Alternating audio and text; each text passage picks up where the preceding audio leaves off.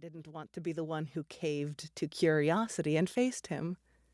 If he was content to stare at my back, then I should be content to let him.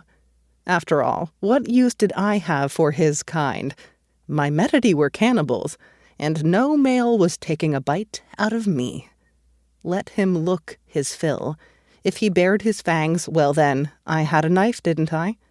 My Metidae might be fearsome warriors, but they bled the same red as I did. There was no gain without risk. I understood that. Part of the journey was triumphing over the dangers it presented. With this male's arrival, it appeared my first true test had begun. "Do you have a name?" he asked. I chuckled to cover my sigh of relief at hearing his voice. I had been following the river for too long, if such a blunt male made for the most stimulating company I had kept in months. My name is Daraja. It was a good name.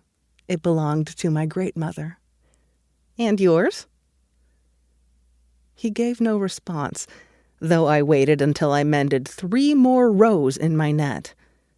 Perhaps his name was one I might recognize, one with a vile reputation or an enticing scandal attached. With a curse, I admitted defeat and twisted around to see what required such deep thought on his part. No one was there. I set my net aside and stood, then canvassed the area. I found no footprints or indications that the ground had been disturbed by another's presence. Interesting. If I didn't know better, I would swear Quacko Ananse had heard me singing his song and decided to play one of his tricks on me. Pointing at the starry sky, I shook my finger. "See if I sing your songs again, trickster." And because I was no fool, I slid the knife into my belt. If my visitor traveled on such gentle feet, I had no way of knowing if he had truly gone or if he was in hiding, waiting. But for what? After debating on the wisest course of action, I decided if I wanted a meal in my belly, then I had best set to my task. I folded my net, snagged my spear, and headed out to find a good spot to cast. Halfway to the river, a chorus of mournful howls filled the air, and I tightened my grip on my spear. I had never hunted canis, but the prospect tempted me. They had thick pelts worth a bit of gold. I would wear the fur myself, but it was too bloody hot in the Southlands for such luxury.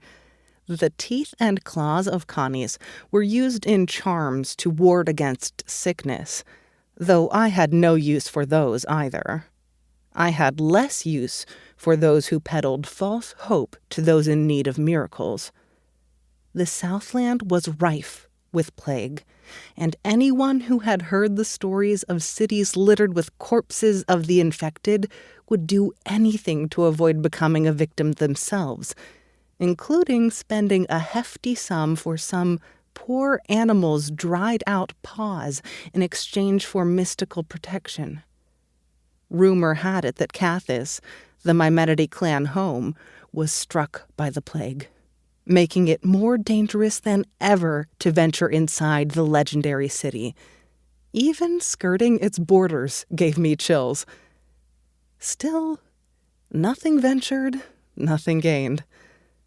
Following the river also tested my resourcefulness, and if I returned home flush with profits from my wanderings, I would be considered an asset rather than a liability to my clan and family.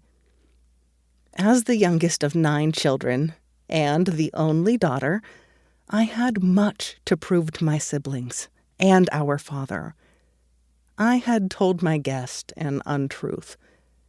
Tradition dictated only the males of my clan spend the requisite months combing the banks for wealth and brides. Females were expected to remain at home and wed those who followed the river to us.